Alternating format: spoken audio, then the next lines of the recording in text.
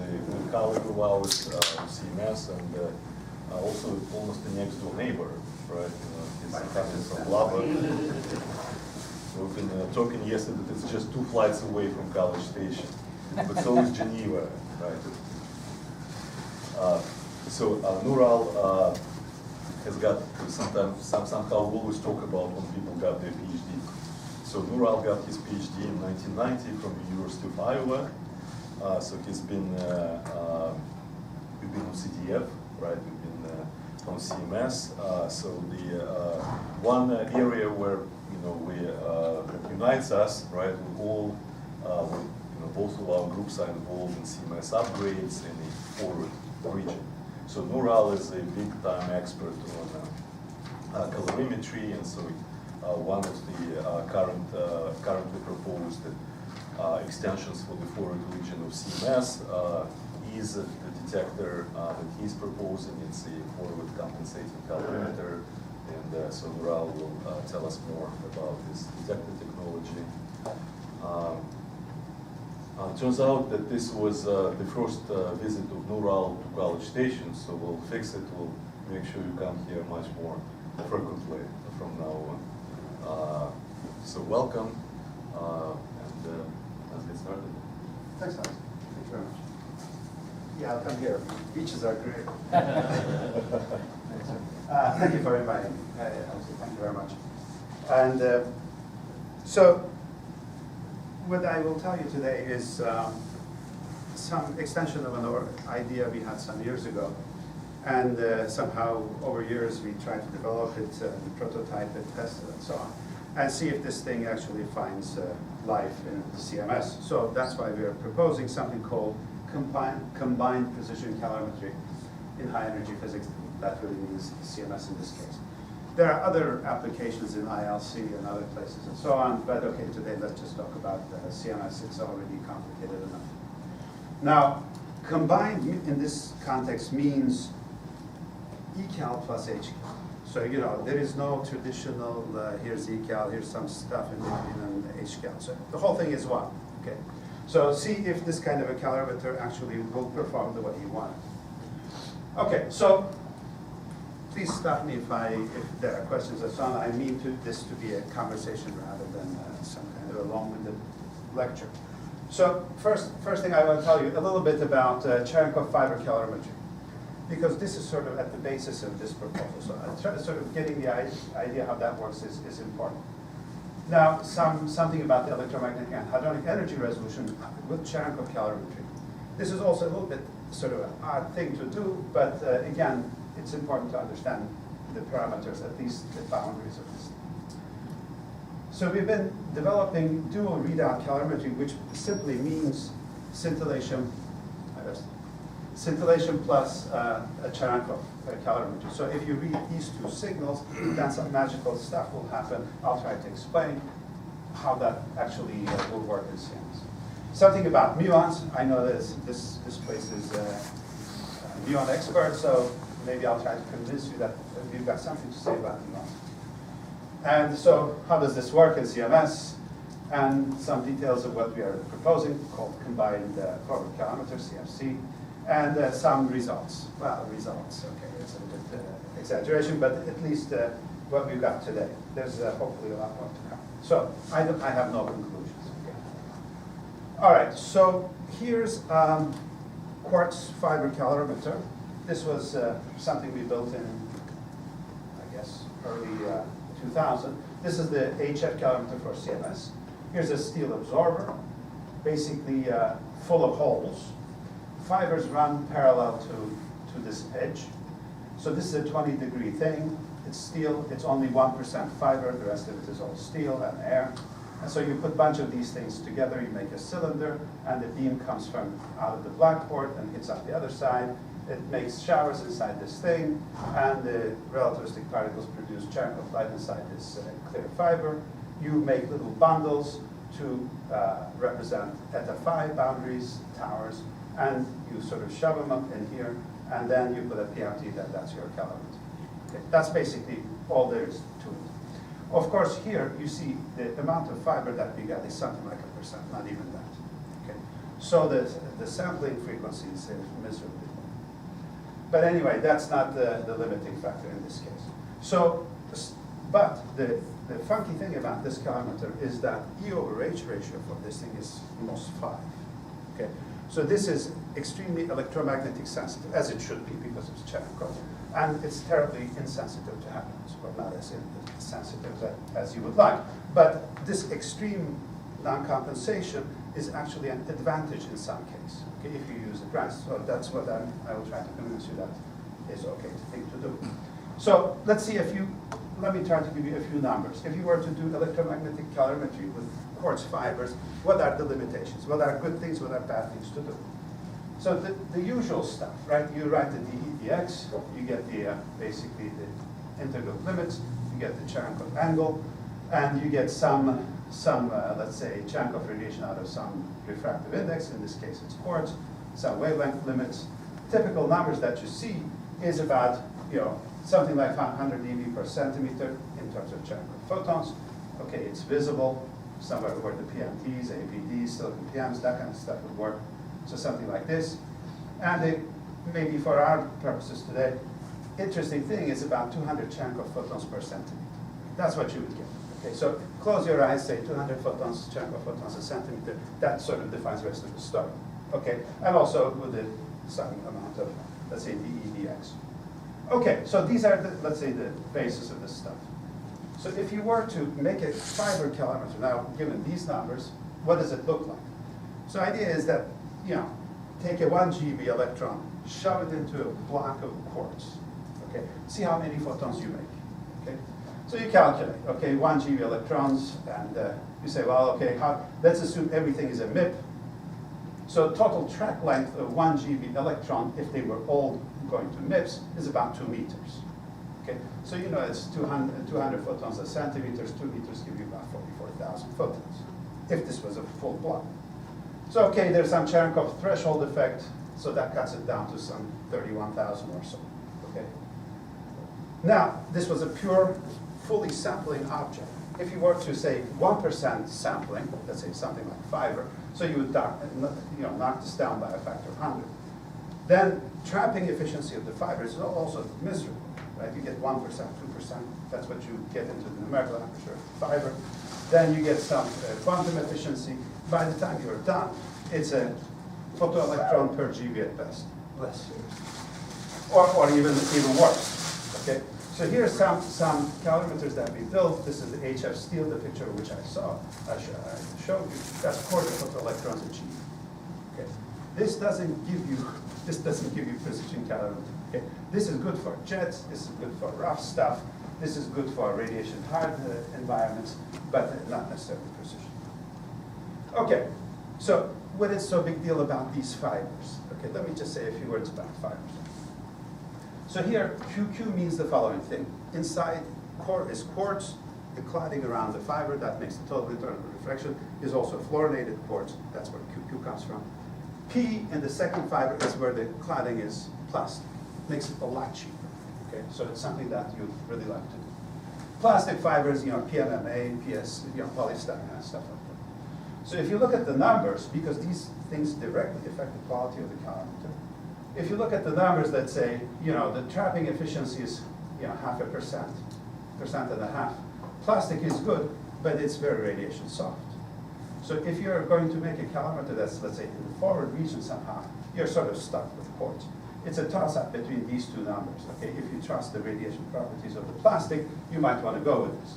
It also has a of course, larger numerical aperture. Okay, so which is good. You trap more light, you get more light out of it. But okay, that's not the only thing. For the timing purposes, that's not necessarily a good thing. Okay, so some performance stuff. Okay, so some resolution. Let's say the picture that I showed you, the electromagnetic. This is for all electromagnetic stuff. Electromagnetic resolution you get is something like 200% over the. Okay, this is not your precision object. So this is the green stuff. The prototype we built some years ago is out of copper, not out of steel. It was 130 something, 140 something percent. If you then force the same calorimeter to measure the photons that come out in the UV, meaning change the photomultiplier to a quartz window, you get more Cherenkov light, more into UV, so your photostatistics improves, so your resolution improves. Okay? But this is about, let's say, what you could do with a 1%, 2% type packing fraction. Okay? So, all right. So, again, to give you some idea about various types of fibers that I described to you, typical light yields are something like this: 1, 8, 18. If you start using a lot of let's say, packing fraction. Okay. So let me say a few words about this dream prototype that we built, in which we put quite a bit of fiber. Okay, so 12%. That's a lot of fiber. That's a lot of money. So how does this object look? This object looks like this. We had basically a square 4 millimeter by 4 millimeter square copper with a hole of 2.5 millimeter diameter inside. So we stacked these guys, a bunch of them, and we made towers like this just because we could, and we stuffed fibers in them. The way we stuffed fibers in them was the following: 7 fibers, 3 of them are scintillating, they're bluish looking thing, and the 4 of them were Cherenkov. Okay. So you stuff the fibers into this thing, many thousands, and then you have to separate scintillating from Cherenkov. So out of 1 tower, you make 2 bundles. Okay. So out of this guy, back of this guy, when it's all said and done, would look like this.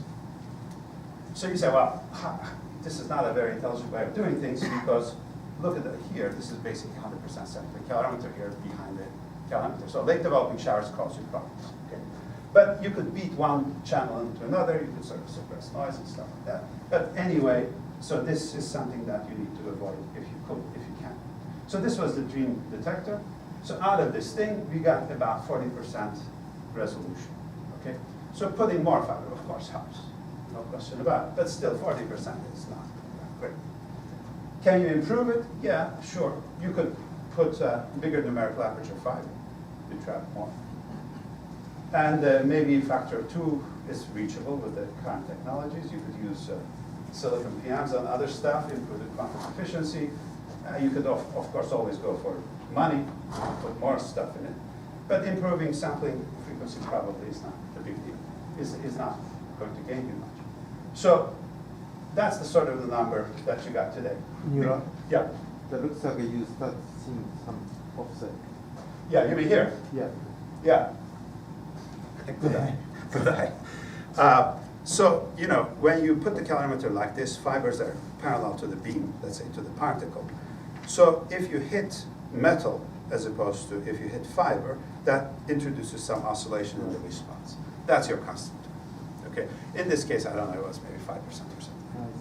Okay. So you could wash this if you cock the calorimeter a little bit, and then you just get rid of it. So that's possible, sir.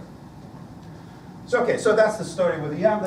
Let me tell you a few things about the hadronic response if you were to do the same thing with the hadrons. So take, again, the calorimeter that I showed you before. So these are, let's say, the steel calorimeter that I showed you. Here's the energy, here's the resolution. And here's the steel I showed you. Here's the copper prototype we built some time ago again. So, okay, as the energy goes up, they tend to cluster around, let's say, here, which is somewhere between 10 to 20%. First message, doesn't matter what you do, okay?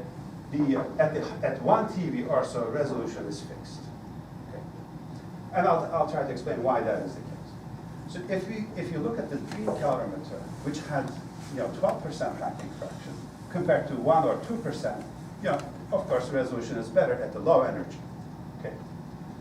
But still, at the low energies, there seems to be some deviation from the logarithmic. This is the logarithmic scaling, because 2 different effects really contribute to this, as I'll try to explain. Anyway, if you were to, let's say, parameterize these lines that fits to, there is some, let's say, stochastic term, and there is some, let's say, multiplicative term that's with a threshold and a pi multiplication. So okay, so what is going on? So let's take this blue data and try to understand what it means. So that's exact same data. Then I ask the following question: but what drives the resolution of hadrons in this type of calorimeter? Well, it's sensitive to electromagnetic interactions. So pion proton goes in, somewhere in there it makes a pi zero pops and starts making electromagnetic puffs, and that's what you see. So the fluctuations in pi zero production is what drives the resolution, okay? So that's why this scaling with the logarithmic of the energy is correct, let's say even at the higher end. But in the lower end, lower energies, photostatistics starts to matter. So that starts to dominate and screws up your, let's say, logarithmic behavior. Okay. So that's an interesting thing in Cherenkov calorimeters for hadrons. So this means also jets. Yes. The more pi zero jet. Exactly. It's just log, right? That's it. So if you put enough fiber in it, so you would sort of still keep this, photoelectron fluctuations down, kind of parallel. So this will really be a straight line on this plot. So that's kind of an important deal, if you want to do jets, right? Yeah. So okay, you could go and study the E over pi ratios, E over H ratios, and stuff like this. So let me just point out one thing here.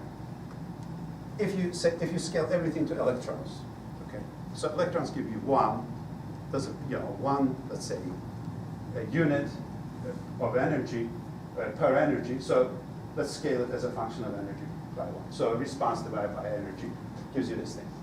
You look at let's say hadrons.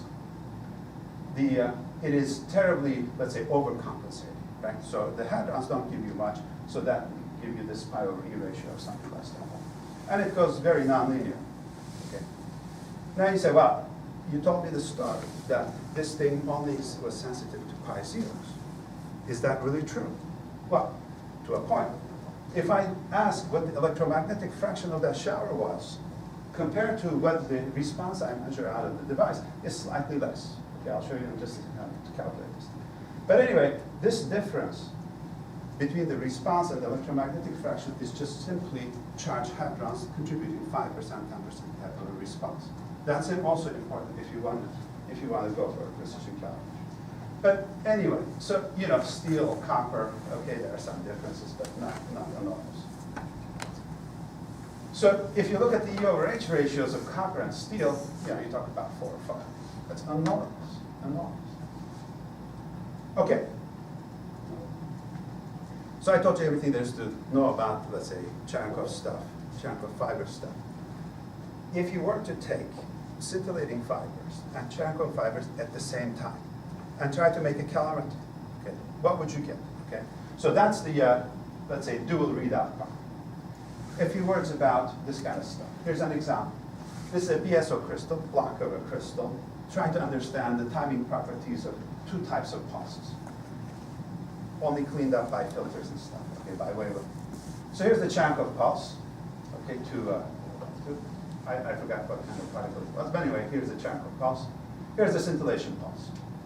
Long, short, prompt, slow, that kind of stuff.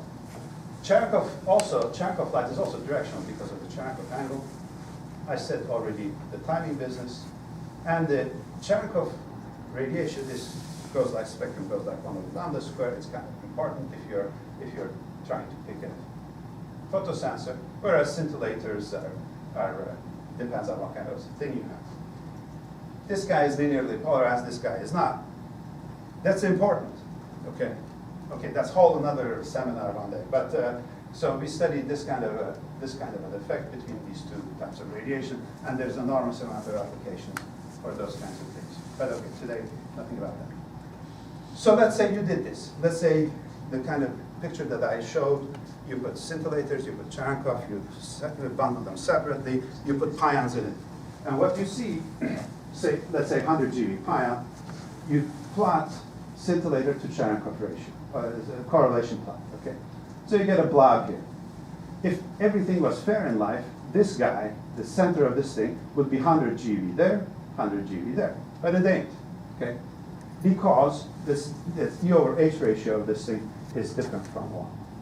So is there some information here that we could take advantage of and make something better, okay? So the story goes like this. So Q stands for Cherenkov, S stands for scintillator. So Q is proportional to energy I put in. electromagnetic fraction, right? This is just the electromagnetic fraction of this shower. Hadronic part, weighted by E/H ratio of whatever the signal that I am measuring.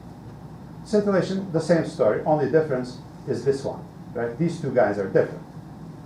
So I know what those numbers are. I put the numbers there. So I measure this axis divided by that axis. That's just electromagnetic fraction.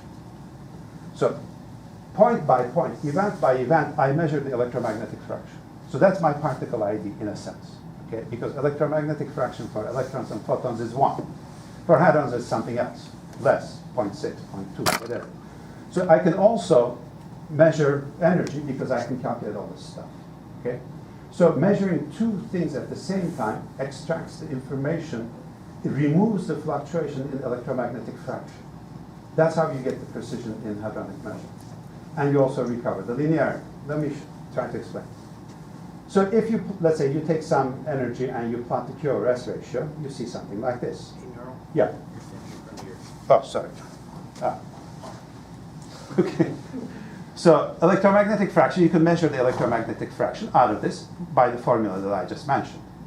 Then you say, well, what has this got to do with the pulse shape that you get out of the gap? Okay? You look at the Cherenkov signal for 100 GeV pions, you see terribly asymmetric pulse.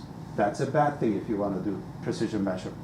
But then you say, well, which part of this thing comes from what electromagnetic fraction? Okay? So you ask, okay, give me a little bit, red part. It's here, right? So that's that part. Give me the middle guy, the green part. Give me the, higher tail part, larger electromagnetic fraction. So if you could control, if you could know the let's say, electromagnetic fraction event by event, you'd make this distribution symmetric. And that's where you gain precision. So, okay, how do you do this thing? You could take that electromagnetic fraction and ask what the average signal is, scintillator or Cherenkov signal is, for that particular bin of electromagnetic fraction. And you make some kind of a fit. It doesn't have to be linear, but yeah, that's the easiest it turns out to be. So then you could go ahead and make a correction for the scintillator and Cherenkov part based on the fit we just made on this plot, right? So then I could take, for example, this open red circles is the hadronic nonlinear response of the calorimeter. I go and make the correction in the way that I described to you. Then you make the hadron response linear. Okay, so that's in the hadronic calorimetry, that's an important piece of let's say a trick. Okay, so basically, if you calibrate with electrons, linearity is preserved for hadrons. Okay, normally that's not what you get. Right? There's all this jet correction stuff is because this thing looks like this and not symmetric. If it were naturally compensating, you wouldn't have to do this. But if it is not, then you could play this trick to compensate. Okay, so not only you get the, let's say, nonlinearity removed, then you get the energy and energy correct, meaning that, let's say, mean average of this thing moves to the correct part. And also you squeeze this distribution to this to improve the resolution. So you get linearity and also improved resolution in this type of a calorimeter. Okay, let me say a few things about muons. Okay, this is different a little bit. So if you take a muon and put into the calorimeter, yeah, I mean, everybody has seen this kind of lambda distributions for various reasons. So in this case, this is real data. So 200 GeV muons, you see some kind of a distribution in scintillators. You ask the same question, okay, some kind of a distribution for Cherenkov. Also, it's all very sort of familiar looking things. Then you say, well, is there a difference? Is there something fundamentally interesting about these distributions?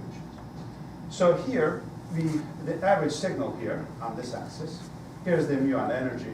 This is the scintillator data. This is the Cherenkov data. You subtract red from blue, you get green. Okay. Here, you take the most probable signal, not necessarily the average. You subtract the red from blue, you get the green. So what's going on? So you seem to get, let's say, some flat line in the order of GeV. Okay. What is that?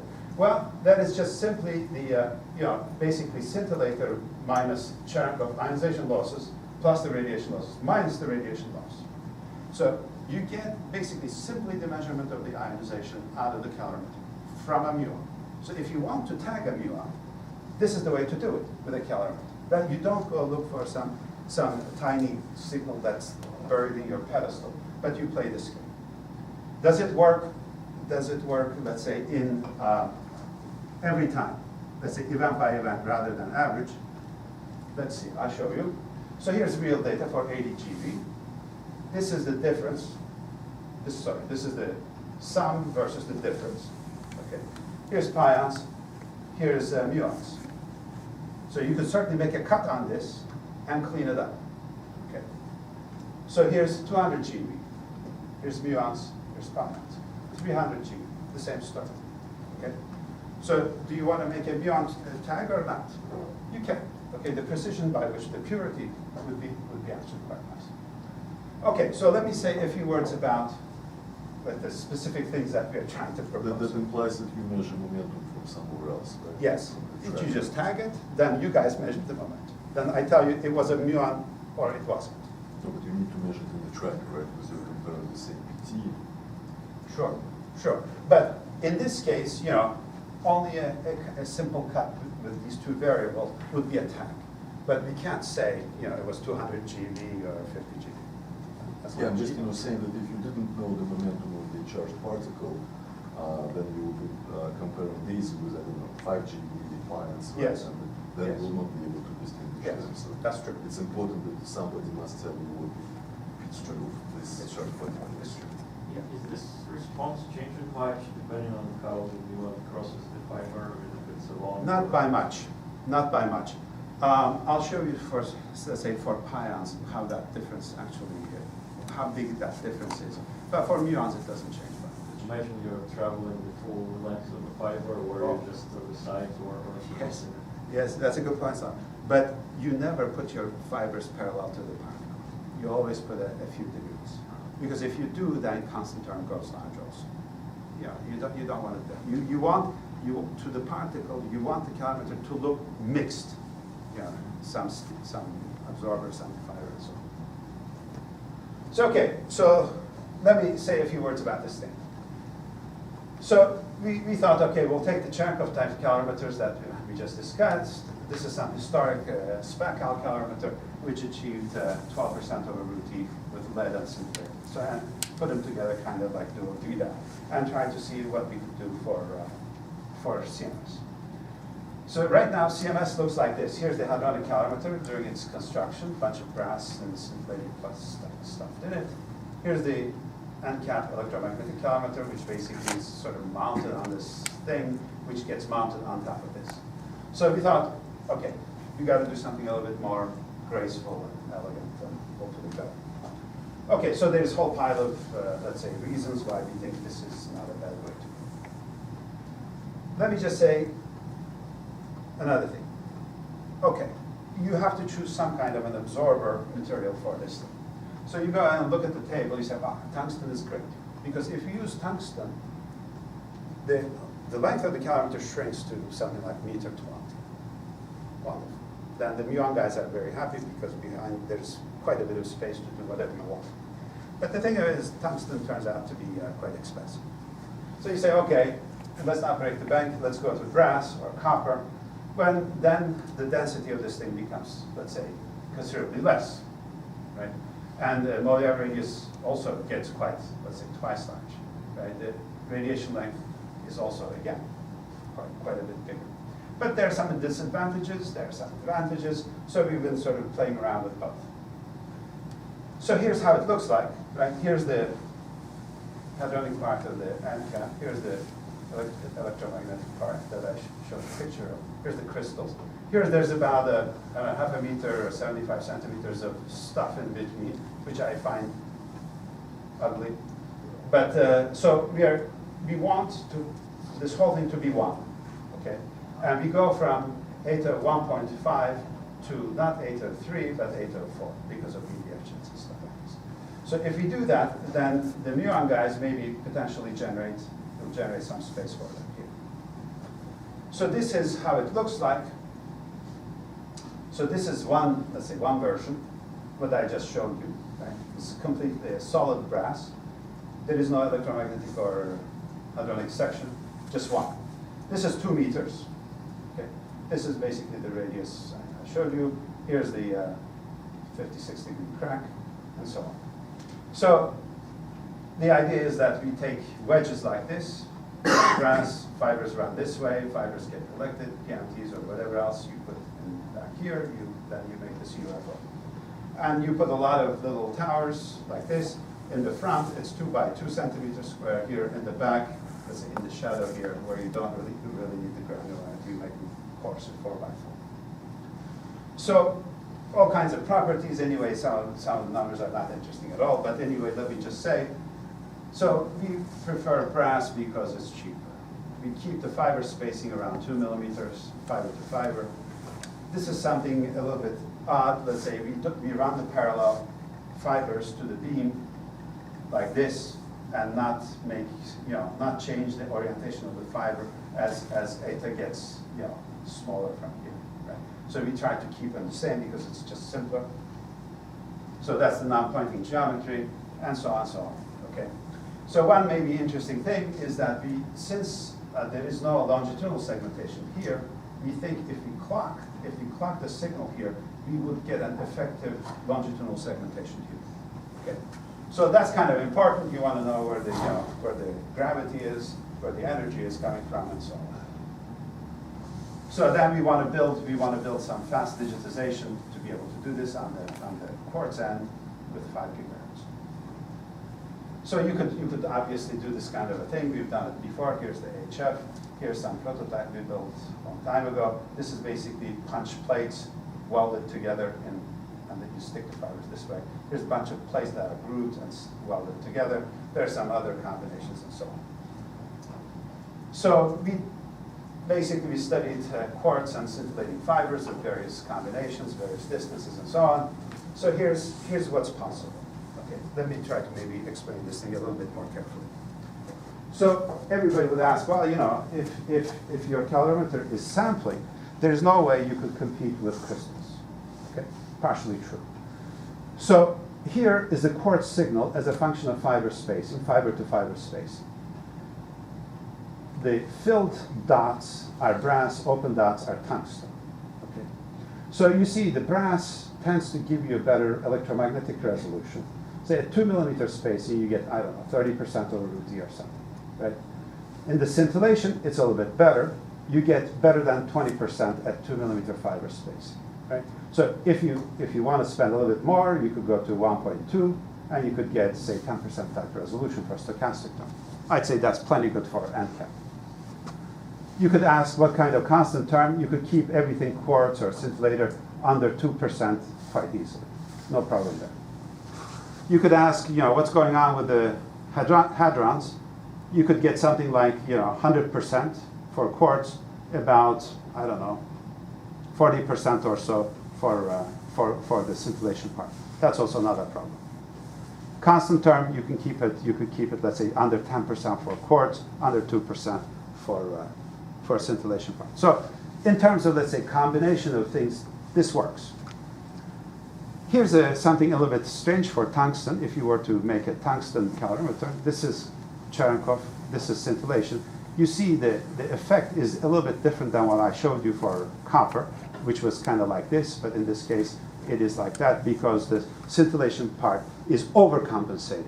You get more response for hadrons than you would for electrons. That's what this means, 0.8 for E over H for scintillating.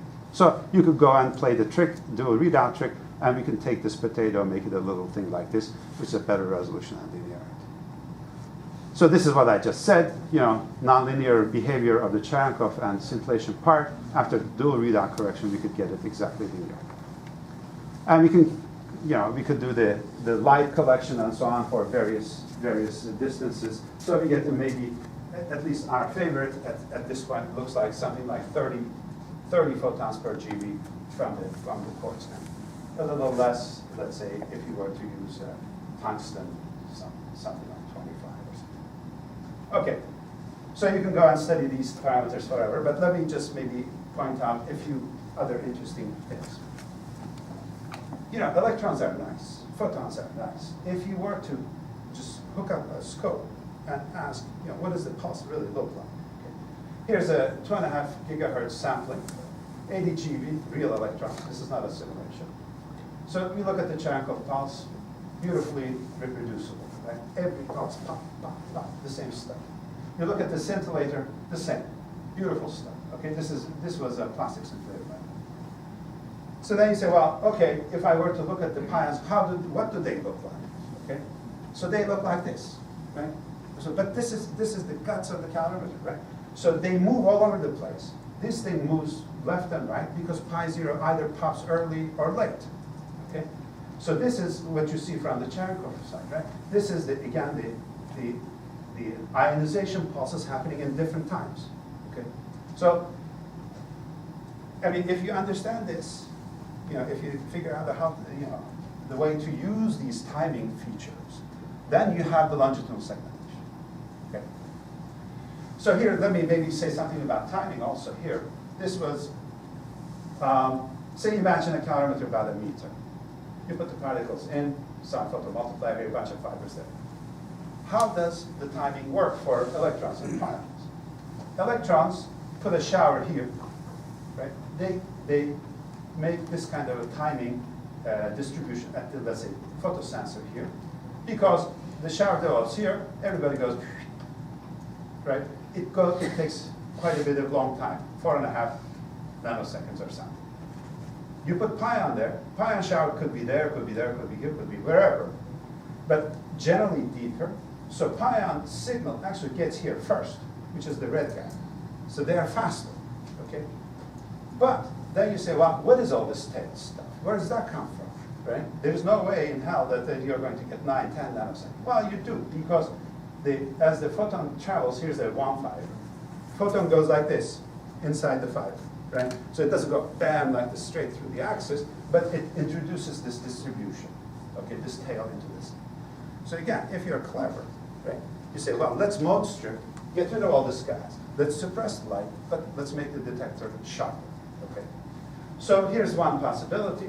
So you could play games like this. Here's the electron peak. Here's the pion peak, pion distribution. This is the first photon arrival times. If you look at let's say, the difference, it's about 0.5 nanosecond. So if you could work with 0.5 nanosecond with some reasonable precision, you could do particle ID in a sense. You could also, if you look at the RMS distributions of these things, it's a factor of 10 different. Right? Electrons happen basically all at the same time. The pions are all over the place. Okay. But that's for a certain energy electron, right? Very fast electrons could probably. But to first order, electron showers, electromagnetic showers, more or less the same, right? So in this scale, I don't know if you'd see any difference. So okay, so all right. So let me maybe talk about a little bit of particle ID about this kind of stuff. So if you were to make the calorimeter non-segmented longitudinally, how can you tell electrons from pions? Kind of like what stuff we have discussed. Okay, so if you were to make the transverse shape a discriminant, electron showers are small, pion showers are big, okay? So if you do that kind of a thing, electron versus pion, you see that the difference, by the way, this is real data also, at 60 GeV. So you see the pions look like this, electrons are relatively tight around the tower that is fit. Everybody knows this, right? There's no secret here. If you now look at the electromagnetic fraction that I was talking about before, you see the electrons are centered around 1 bar. So that's your electron, right? Whereas the hadrons, where the pions are, 0.6, 0.7, something like this. Of course, there's some overlap, okay? Life is hard, but it can be done. Here's the information with timing. So here's basically hadrons, pions, hitting the PMT first, or the signal, I should say, light from the hadronic shocks hit first. Electrons come later by some amount. Okay, so you could also discriminate this way. Here's what I showed with the scope traces. Basically the integrated charge to signal amplitude ratio. It's just measure of, how fat or how tiny the pulse is. You could also make some kind of a discriminant out of this. So you throw all of this stuff into the black magic box, you stir it, and you get a beautiful electron-pion separation, okay, 99.8 kind of electron ID, okay, with a very small missile. But you say, well, look, of course you do this because it's in a test beam, everything is clean, no pileup, nothing to worry about. Sure, you would get this. Okay, I agree. It's easier in the test beam. Okay, so I'll come back to this and point in just a little bit. But people ask me, yeah, but how do you deal with the huge amount of radiation and so on? Let me just say something about that. So here's where the calorimeter would sit. This is tungsten. Here's no polyethylene. Here's some polyethylene. You can't really tell the difference when people show these kinds of plots. You sort of go, okay, I don't know what you're talking about.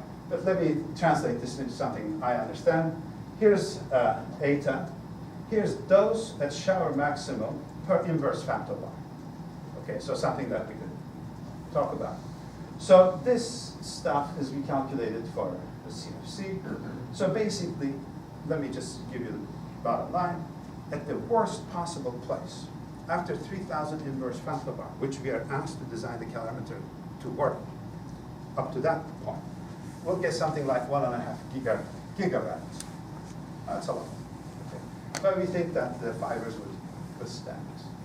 So how would the calorimeter would work? So this is performance, okay, as a function of eta. Here's the amplitude loss. Look at the blue lines. We would lose about 25–30% of the light. It would induce about 1%, 2% resolution loss at 3,000 inverse femtobar. That's a lot of dose. Okay, 1%, 2%. I'm very happy with it. Okay. So let me maybe skip along a little bit to show you something a little bit different. So people ask, how do you make trigger? Okay, in this case, how does that work? Especially when the towers run this way, particles go like this. Okay, so here's some, electron simulation. Here's some ion simulations at eta 2. Can I do something with this guy? Yeah, answer is true. So kind of like what I showed you before. Here's, let's say, the maximum, the fraction, right? The seed versus this, things around them, electrons versus pions, pions background, electrons signal. So you can certainly separate by geometric arguments. Shower is big, shower is small. That's it. Here's the electromagnetic ratio. Okay, we can certainly separate it this way. We looked at some timing business, but by the way, this is fully digitized signals, right? With the silicon pianos and noise and everything's put in together. So timing doesn't look all that hard. We got some work. You have to work on this. So you could do it at eta 3.5, so things don't get that bad. So you look at the efficiency plots. Charge binary rejection efficiencies are pretty good, I'd say. Okay, this is offline, 99 point whatever, 90 something, okay, for electron. So offline is good. We try the same stuff in level 1. We make some translations, tricks, and stuff like this. We make some summations, and we look at the cuts. Here's again the fraction, geometric separation. Here's the Q over S ratio. Still works. So at the trigger level, we could talk about purities 99% and stuff like that for non-pointing geometry. So that's a big deal. Okay, maybe let me just say one more thing, then I stop. Okay. So we are asked, okay, what is it that you would do if you were given a lot of money to do R&D towards this purpose? So we listed a bunch of stuff, but the interesting thing is how to make radiation-hard scintillating fibers. Normally, scintillating fibers are pretty radiation soft. So what we are doing is we take a bunch of glass. This is a glass. Put cerium in it, and cerium scintillates, comparable to BGO. This is radiation hard, and we make fibers that look like this. This is some early data from radiation studies, which basically says you got to do better. But it's possible to talk about cerium doped quartz fiber. Here's another one. This is the timing properties, basically. Timing properties are a little slow. It's a little bit of a worry, I must admit. The dominant, let's say, decay time is in the order of 55 nanoseconds. That's long. If you have a pileup for 150, 200, you got to do better than this. Okay. So In material science, people say maybe there are tricks that we could play. I don't know. So okay, so we are producing some fibers in your meters, kilometers right now. Try to see if these things are radiation hard enough. Should be.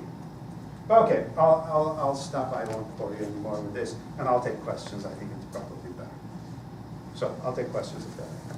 Okay, question. The one of the earliest slide you showed the ratio, sum of two, bulk and saturation, and difference of humans, and indicate hadrons, tiny hadrons. Right. And if you know that this fraction EM, then you can make correction for the image measurement. For muons, you mean? For pions? Yeah, pions. Yeah. Yes. That one thing that I didn't get can we do that kind of calculation on the level 1 tree? This is I mean, it looks like if you know the Q and the S, then you can do better. Yes. But the way I see from this slide, it looks like this is something not very good. Yeah, I mean, at level 1, we try to look at the Q over S ratio, right? And also the timing, because we want to remove the dependence of showers spreading along non-pointing towers, right? So timing is kind of important. So at level 1, we could do this, at least we think. Right? So at level 1, I think we could do this. So the idea was, maybe I didn't show you that, but let me just quickly go to that. There's too much information, and I think you guys maybe don't want to know all of those things, but let me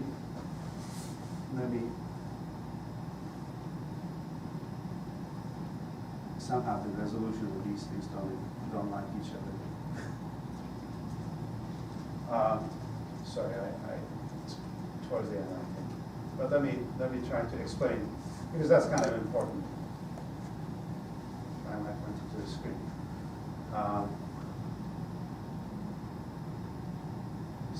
I have a little diagram that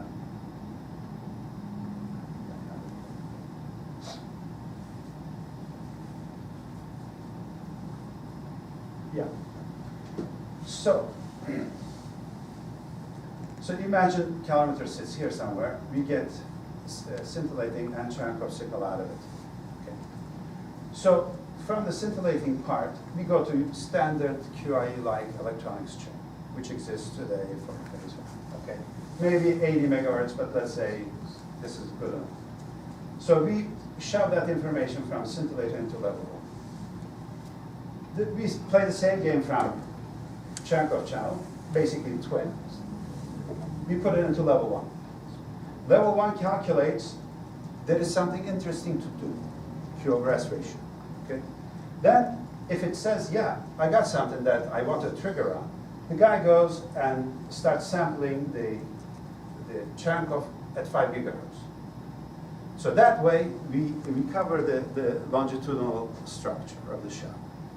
But of course, this analog memory needs to be deep, 20 microseconds. So, but this kind of a sampler exists that we have used. I mean, some of this data I showed you comes from exactly 5 gigahertz sampler. So then, if then things are cool, then we shove this information to HLT. So that's sort of the logic we have in mind. Does that make sense? Where are you doing all your test beam work? CERN. Until last year, we were all at CERN. This year, we will do some stuff at Fermilab. Next month, we'll try some tungsten timing stuff with cerium fiber. So you're just running parasitically with beam running? That you're able to generate electrons and pions at those entities? No, at the extraction line, at the SPS. In the north area.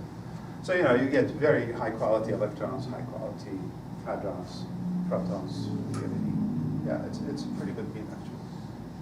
Do you have a sense of how much things change as you start to have 2, 3, 4 pions? Yes. Okay, I didn't show those things because we need to digest those things a little bit more. But, so of course, pileup is a big deal, right? So, Pile up in the same sense that it's multiple, I mean, once you have a jet, it's not jets from, I mean, I'm sort of thinking about multiple pions coming in and they all sort of arrive at roughly the same Mhm. time, Mhm. but then they're gonna decay at various places along the. Yeah. And in some sense, if you have 5, the chances that one of them decay early enough to be identified as an electron becomes much higher, which is in some sense your timing separation. yeah, in the presence of, let's say, multi-particles, you really need to study a bit more with the Monte Carlo. Right? Test beam stuff is clean. That gives us hope that you can do something. But that's sort of idealized, really. That I recognize. But maybe say this kind of treatment gives us hope. For example, this is 140 pileup with 50 GeV pion and electron. But you don't need to do much here. You just look, right? So the pileup tends to be pretty soft. So, okay, I don't have those plots with me to show you, but it seems like, Do you say pile up, you mean multi-particle, or you mean one pion coming after another? no, in-time pileup. The bunch of stuff that comes from multiple vertices. 200 interactions in the same batch course. Yeah, that They're will all all very right, soft. Right, but if you have a jet, all right, I don't know if you can tell the difference between that and a jet, but, I mean, in some sense, if you have 5 or 6 pions all hitting at the same time, that's gonna mess with your, I mean, in some sense, what you're gonna be picking out is the first one to, Depends how you do it. For example, if you, for example, take this case. Okay, let me just maybe try to explain. I think this is what you're asking. So, imagine, let's say, some particle comes this way. This is the side view of the calorimeter. Towers run this way. Okay, so the shower somehow develops like this blob.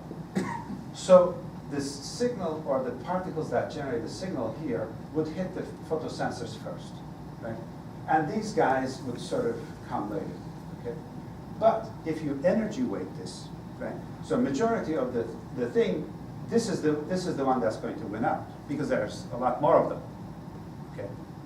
Now then, if you believe that energy weighting, or just simply weighting the photons that come from, more photons count or more, then you could do this kind of game. As a function of, let's say, here's the photon count, as a function of each of these curves correspond to these towers. Okay, they're actually quite small, but so that's why you see many curves. Then you say, give me the average of one of those curves, okay, one of those distributions, and put on this plot, okay, as a function of the arrival time.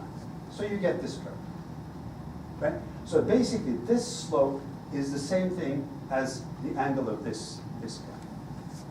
So from non-pointing geometry, you can actually reconstruct the direction. How well is a little bit, let's say, vague. remind me again the A to 5 segmentation that you're thinking about? It's just, in this case, we have squares, 2 by 2 centimeter squares, just to have, So at what distance, what does that give you at A to 5?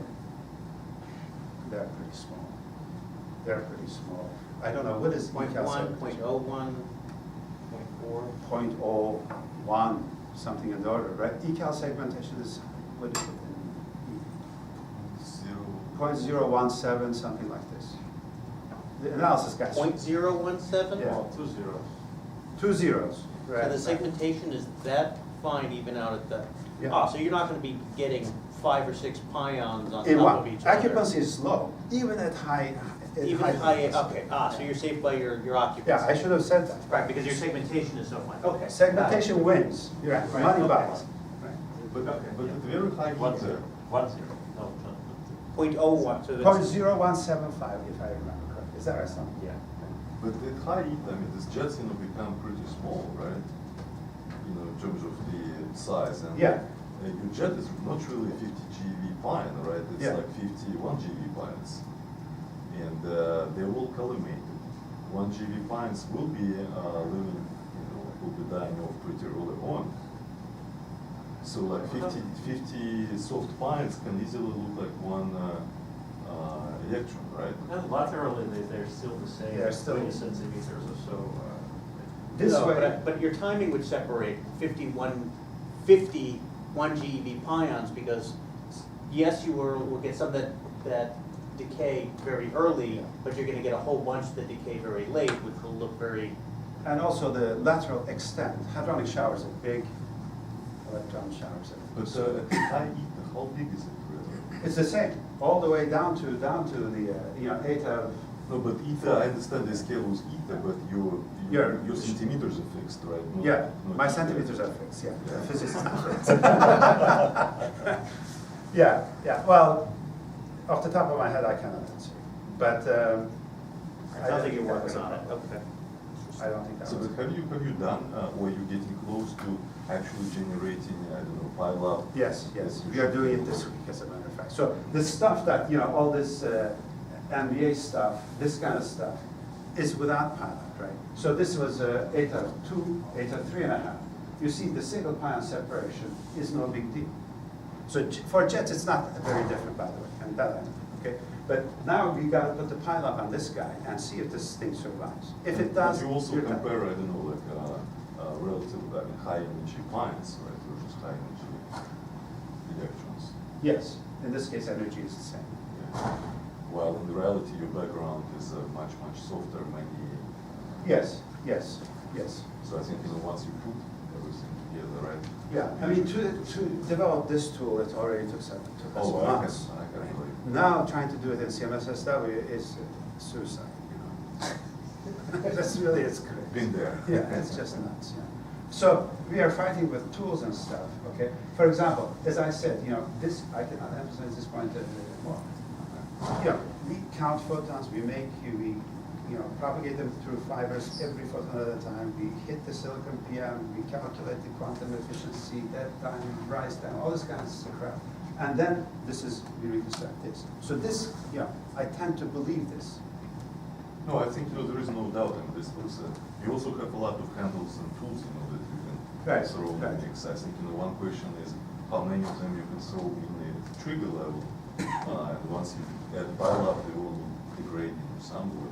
Yeah, that, it will definitely get worse, that's for sure.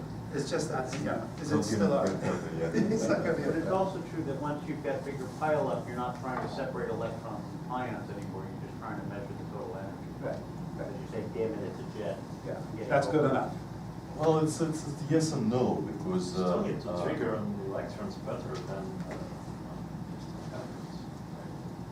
The end trigger is, Yeah, but if 20 GeV is more important than just the hadron No, at we need 50. hadron too. The full- That was on 50. Well, but for forward, the energies are high, right? Yeah, it's like. So you're not looking half for of 20 it, right? GeV jets, Yeah, you're yeah. looking for Right. 100 You're looking for GeV jets. 100. For BBF stuff. Yeah. Yeah, PPs and 40s and 50s. And with timing the pile up, charged particles travel longer paths, so you can later, so it's more like electrons, I guess. in some Right. sense. We looked at some of this effect, right? They are really slow. So we said, wonderful, great. Timing is on our side. But there are so many of them, and they're splattered all over the place. And we have some non-uniformity because we insist on keeping the non-pointing. So that introduces some effect. So the non-pointing, is it totally coaxial, or is Yes. it? So what about the beam count? What about it? Well, the exist, I mean, would you just get much higher sensitivity to the beam count? Have spikes. I They're not going to be, I mean, if these are muons, then probably they're kind of localized, but if you get. You mean here, this kind of thing? Right.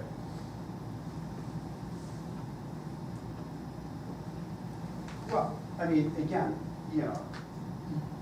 what is it that you're trying to accomplish, right? In this case, if we were to, for example, if you look at the EM fraction, average arrival times and pulse shapes and so on, I don't see beam halo as being a type of a signal that is confusing for either electrons or hadrons. Even 3. Yeah. I say that from gut feelings now, okay? But at least I- the I- response per tower is much higher, right? The time it will probably look more like a pi because Right, tracks right, first. exactly. Right. We have to look at this thing, you know, here's another thing, that, so we've been working on this pile-up event generation, right? Okay, so you go, you do all this stuff.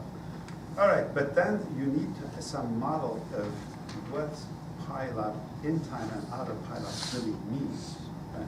Including what machine people think that the out-of-time pile-up looks like. So, yeah, those descriptions are still a little bit By out nebulous. of time, you mean like between bunches Yeah. or in the previous bunches? Previous bunch, and within a bunch, you know, a thing just popped in out of, you know, say, 2 sigma, 3 sigma away. So what about those guys, right? So, you know, we haven't done that. But we must do that, right? We must do that. Because by insisting on the non-pointing geometry and the timing scheme that I described, those things are important, obviously. They need to be understood. But, you know, How close to the D pipe do you connect now? this thing at 8 of 4, I think 15 centimeters or something. Somewhere around there.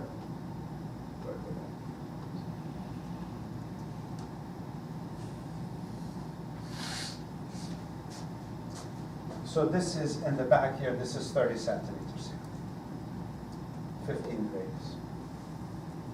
So this is 8 of 4, I think, at this point. So, you know, then there's also issue of how do we deal with this, right? So where is 8 out of 4? Is it here, is it there, is it there, right? So that part needs to be also worked on.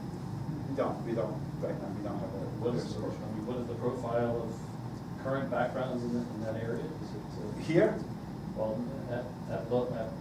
at 15 centimeters radius? right, here, you know, let's say the shower max is somewhere here. In 3000 inverse femtobarn, it's 1.5 gigahertz.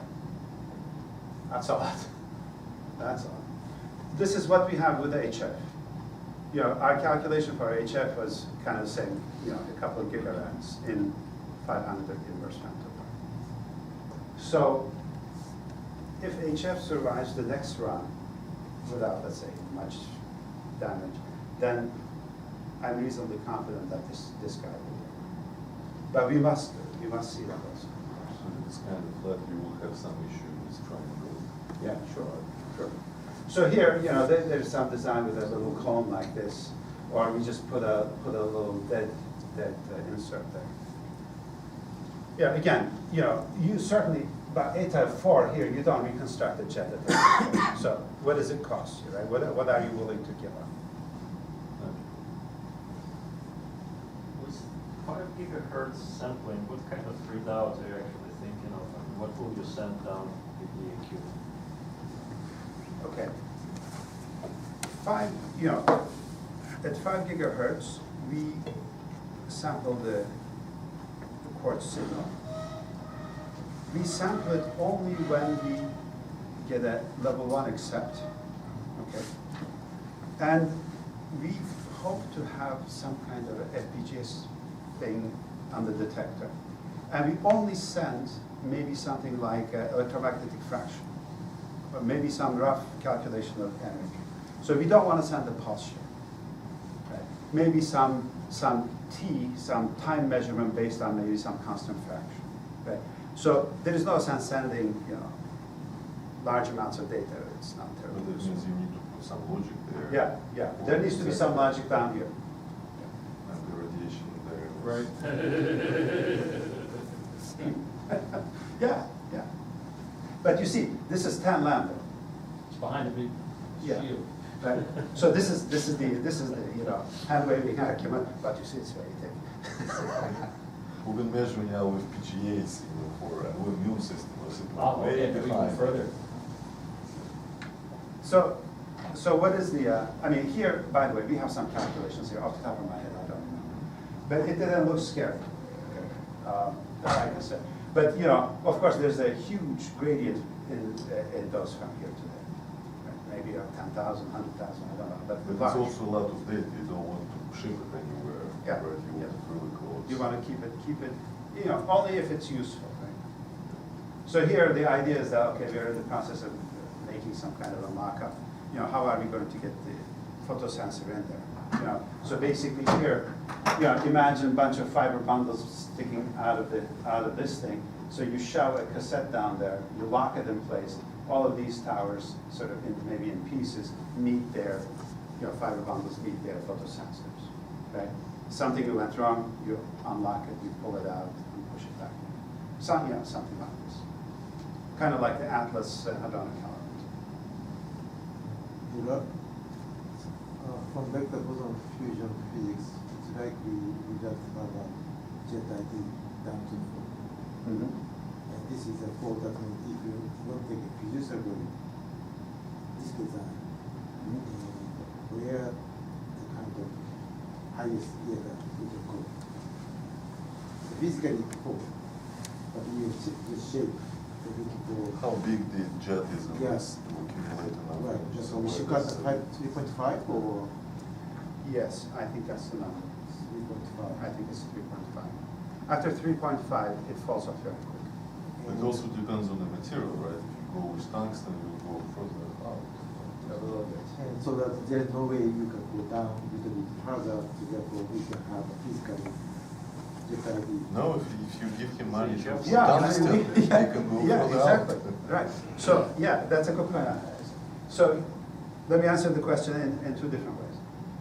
Originally, when we were thinking of making this thing out of tungsten, the thing was kind of this deep. Right. So then we thought, okay, look, if we go to brass like this, we don't leave any room for the muon extension. So that's a problem. So muon guys will probably complain and do something, say, well, give us some space. All right, let's give them some space. Let's make this part tungsten, right? Give them the space that they need. Maybe we could even go down to 4.5 or something. Nothing wrong with that. Atlas does that. There is no terrible effect in the tracker because neutron boil off and stuff like this. So that still is, let's say, a possibility. How you would design such an object and, you know, keep some kind of, you know, minimize the dead regions and so on, okay, it's doable, but whether it's worth the effort or not. So yeah, I mean, tungsten is nice for this. Tungsten would be beautiful for this. And it will be, you know, not that expensive because it will be something like this. Yeah, it's just, I don't know, some part that which will give us space for middle station, right? Yeah, I mean, we can carve up as much as you want, and provided that much money comes into for tungsten. And that's easy. So it's actually making things worse. A, you will have to pay for tungsten, and then you'll have to pay for our mill system. That's why we were talking about brass, not tungsten. You realize that, right? But you still have 30 centimeters in the back, right? Yeah, here for electronics and all this kind of stuff, there's 23 centimeters. This is 23 centimeters, this gap. So there is this steel thing that's apparently, engineer guys say that we need, whether it's this thickness or not, remains to be So seen. you will not have 30 centimeters for us with brass. Not in this picture. I think in your geometry in the CMSSW there are 30 centimeters. There is. Is it between the end of this cassette thing or and the backflash, or is this the end of the wedge is actually sitting on the backflash? Yeah, but this, you know, these flanges that look like Y, you know, that come out of the nose, they connect to these guys here. So our connection to the YE nose happens through these bolts. So this is dimension to fit. Right? So that's it. So basically, you know, this guy is flush against the YE nose. Yeah, we probably should thank Nural.